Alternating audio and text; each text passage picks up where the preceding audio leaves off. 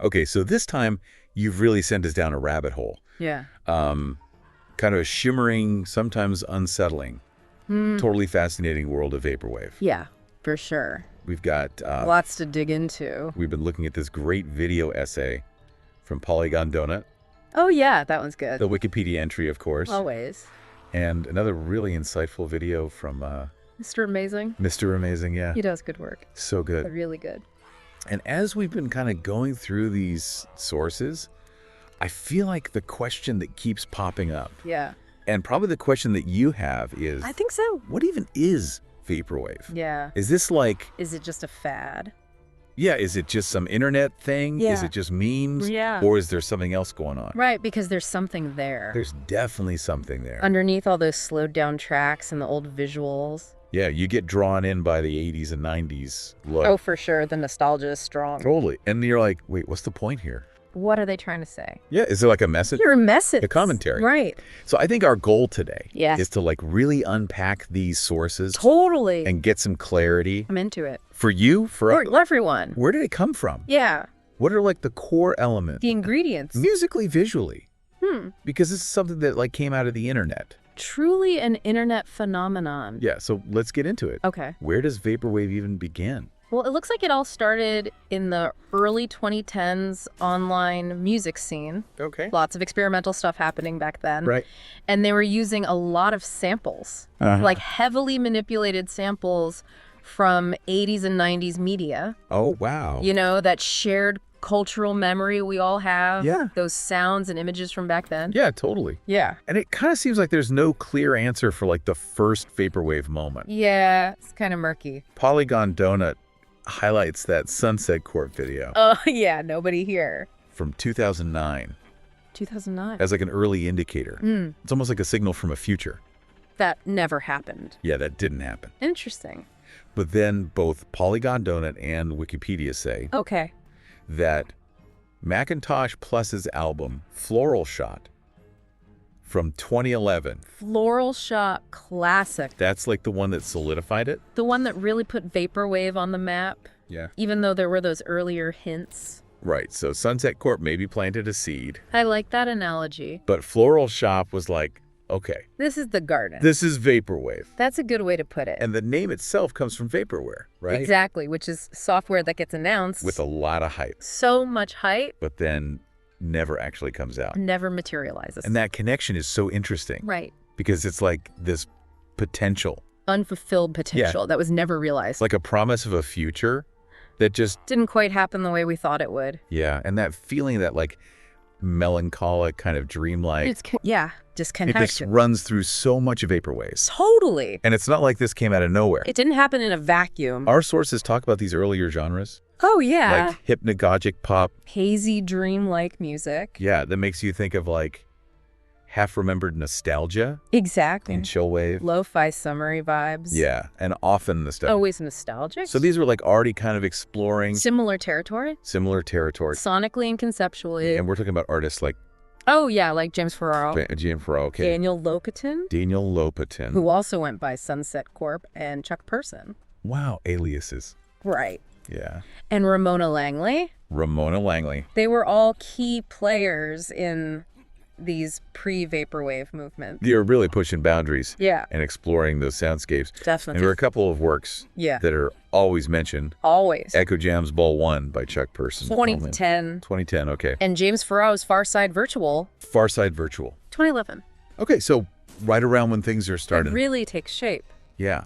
And these were foundational Absolutely found for yeah. what Vaporwave would become. Yeah. And isn't it interesting to think about this early scene, Yeah. like forming online Online? organically? Like organically. Wikipedia talks about turntable.fm. Oh, yeah. Turntable.fm. Remember that? That was so fun. Where you could DJ. Each other Yeah. in a virtual space. And that's where a lot of these early artists and fans and Yeah. a virtual breeding ground Totally. for this sound. Yeah, it was a genre that like came out of the internet It wouldn't exist without the internet. and was nurtured by the internet. 100%. Okay, So we've got the backstory. we've got the players. We've got the name. Now let's talk about the it. actual experience. Yeah, What you see and what you hear. because it's both. And it seems like the visual and the music are inseparable. yeah, totally intertwined. Like two sides of the same coin. And maybe even the visual is more important sometimes. Interesting. Wikipedia actually talks about that. Oh, really? Yeah. That's fascinating. There's this quote from Laura Glitzos that Vaporwave almost flips things, What? like traditional music conventions, Okay. where the visual becomes as important Or more important. than the music itself. Wow. So it's a full sensory experience. Totally. You got to see it to really get it. And a huge part of that visual is nostalgia.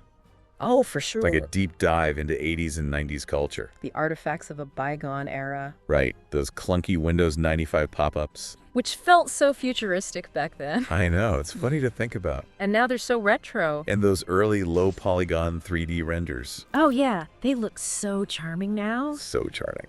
It's amazing how our perception of technology changes. Totally. Over time. And that era The 80s and 90s? was such a time of like rapid advancement. Oh, yeah. Technology and consumer culture booming. And that's all over the visuals. It's absolutely. Outdated technology. Becomes iconic. Yeah, like old game consoles, Cassette tapes. VHS tapes, The glow of a CRT TV screen. and those glitches. And VHS artifacts. Polygon Donut talks about those. Yeah. They're not accidents. No, they're We're intentional. part of the aesthetic. Adding to that sense of something being off. Or degraded. Like a memory fading. I like that. And it's not just technology. No, it's everything from that era. Yeah. Old commercials. Girls we all remember. Vintage ads cartoons.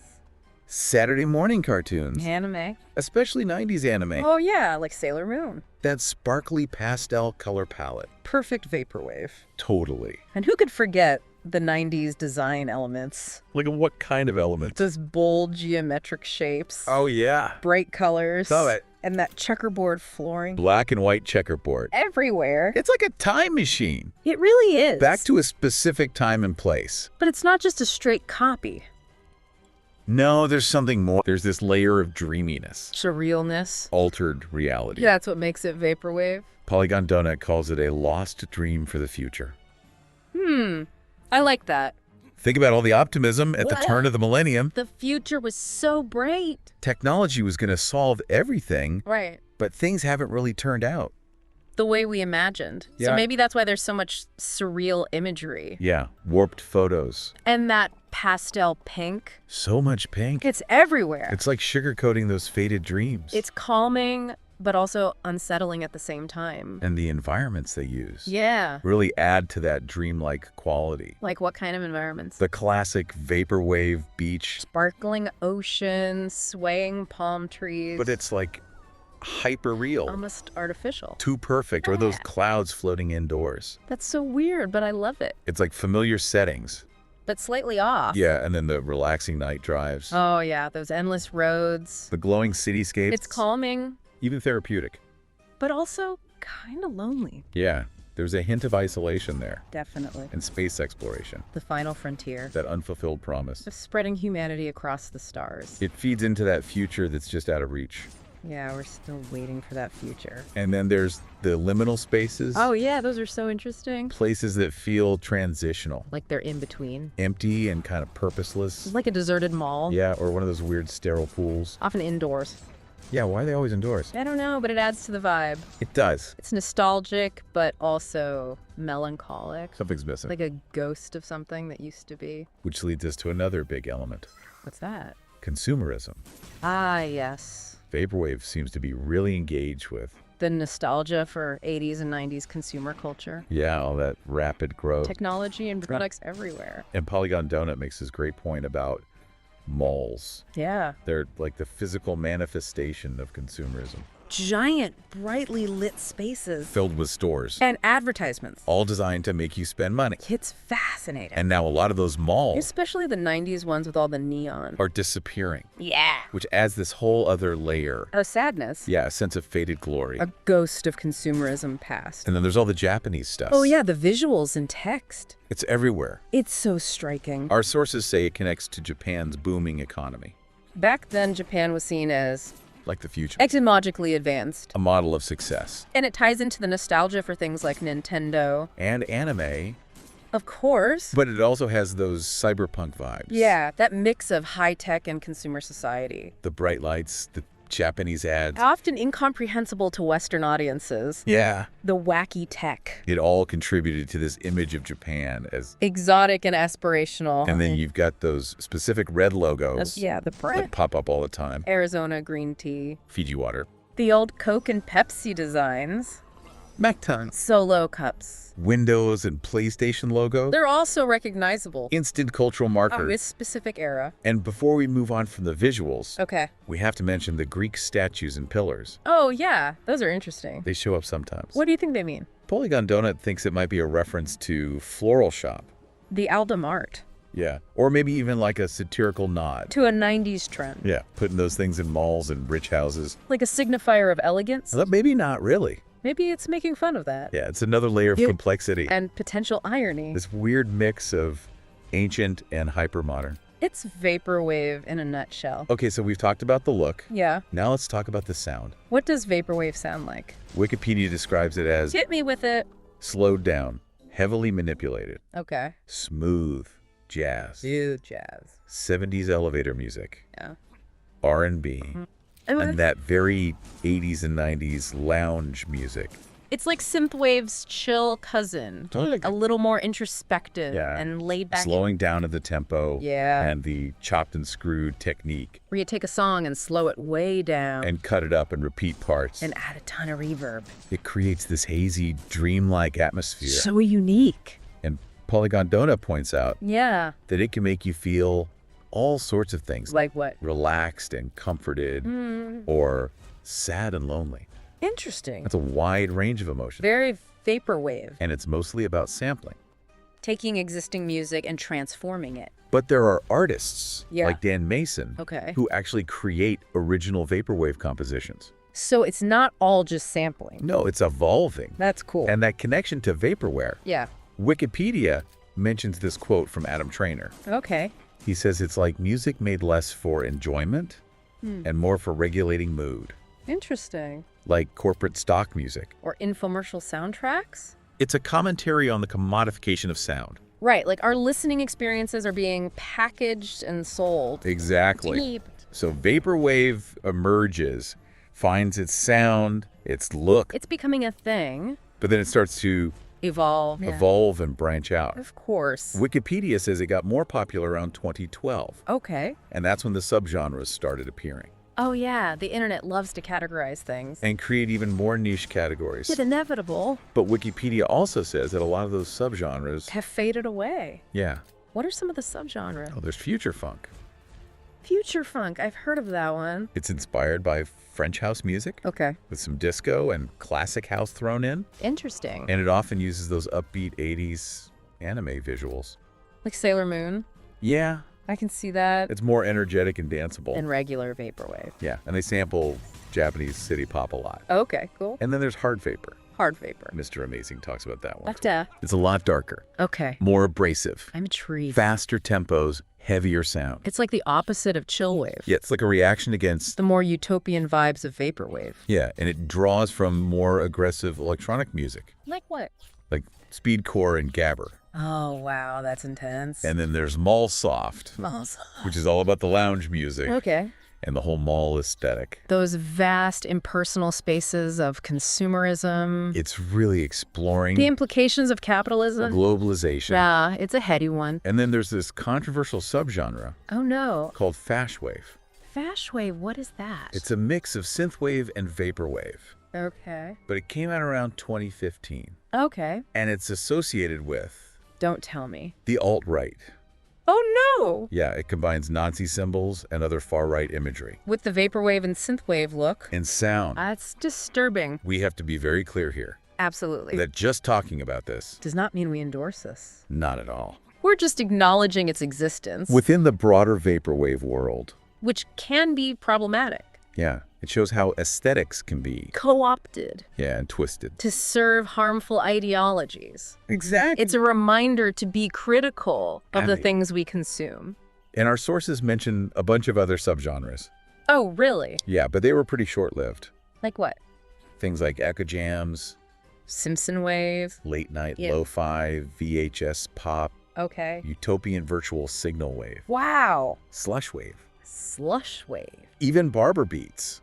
That's a lot. I know, it's like this Like explosion. micro-genres. And then they disappear. The internet is so fleeting. And Wikipedia mentions that some people think Vaporwave is dead. Dead. Yeah, like it peaked in the mid-2010s. But there are still online communities. Oh yeah, it's still active. Maybe it's just gone underground. Yeah, maybe the mainstream moment has passed. But the core is still there. Evolving in those niche corners of the internet. That's how it is with online subcultures. Yeah, they have their moment in the spotlight. And then they recede. But they don't disappear. They just become more specialized. But harder to find. Unless you know where to look. Which brings us to the critical interpretations. Okay. What does it all mean? What's the message? Our sources offer a few different perspectives. I'm all ears. On one hand, it's seen as this ambiguous, Okay. even satirical take On what? on consumer capitalism and pop culture. Interesting. It's both nostalgic and surreal. Engaging with the past, but also twisting it. I Yeah. like that. There's this quote from Adam Harper. Who's Adam Harper? He wrote in Dummy Mag, Okay. and Wikipedia quotes him. Okay. He calls Vaporwave a few different things. Like what? Chillwave for Marxists, Okay. post-elevator music, and corporate smooth jazz Windows 95 pop. Wow, those are some interesting labels. They're kind of contradictory. But they capture the weirdness of Vaporwave. Totally. It's hard to pin down. And it definitely operates more like a meme. Than a traditional genre. Wikipedia talks about that. Yet spreads like a meme. It's easy to create, In a remix. and it's constantly being imitated. That's the internet for you. And then there's the question. Yeah. Is it parody or sincere art? Are they celebrating the past? Or critiquing it? Or both? Maybe it's a lament for a future that never was? It's open to interpretation. And the connections to accelerationist theory. That's a complicated one. It's the idea of speeding up societal change. Through the existing systems. Even if those systems are flawed, It's a controversial idea. and it raises the question, Yeah.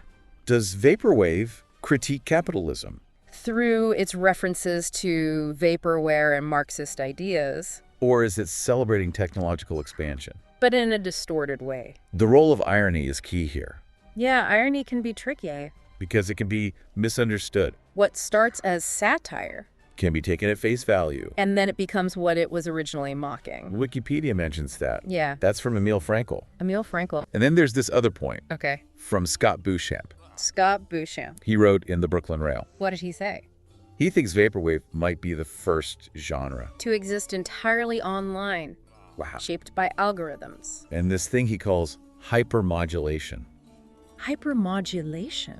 What's that? It's like this constant tweaking of content. Based on online engagement. Likes and shares and comments. The algorithm decides what we see. And that might explain. The rise and fall of Vaporwave. Yeah, it got popular fast. But then it faded just as quickly. Online communities are so fragmented. And new subcultures are constantly emerging. It's hard to keep up. The internet never sleeps. Okay, finally. Yes. The meme status of Vaporwave. The elephant in the room. Mr. Amazing is very upfront about this. What does he say? He says on a superficial level, Yeah. it's always been a meme, A meme. and it continues to function as a meme. Interesting. And a lot of people in the community embrace that. Yeah, they're in on the joke. Like Frank Jofsy. Oh yeah, Frank Jofsy's work is great. It's all about irony. And absurd. Shit posting. In group humor. It's part of the online With culture. throw wave. And the way it uses parody and recontextualization. Like what? Like Vectroid sampling Diana Ross. Oh yeah? Or Pyrocynical's parodies. I love pyrocynical. The meme aspect is like, Baked into the DNA of the genre. yeah, it's all about remixing. Reinterpreting existing culture. Mr. Amazing says What does he say? that the meme that Vaporwave has become Yeah. is the perfect form. For a genre that's so rooted in the internet, It's the destiny of Vaporwave. to be a meme. So as we try to put all this together, Yeah. Vaporwave is complex. multi-layered. Ambiguous. It's nostalgic visuals warped audio. born on the internet. Shaped by algorithms. Its stance on consumerism Mhm. is unclear. Is it a critique? Is it a celebration? Maybe both. It's in constant flux Between sincere art. and self-aware meme. It's a genre that makes you think about The past the present, the future. and how they all relate. Through the lens of the internet. Hopefully now Yeah. you have a better understanding. Of this fascinating aesthetic. We went beyond the surface. We dug deep. And that brings us to our final thought. Okay. What do you think? About what? What's the enduring appeal A vaporwave. in our digital world? Which is obsessed with nostalgia. Is it a commentary? Is it a longing for the past? or something else entirely? It's worth thinking about. It really is. Thanks for joining us on this deep dive. We'll see you next time. Yeah.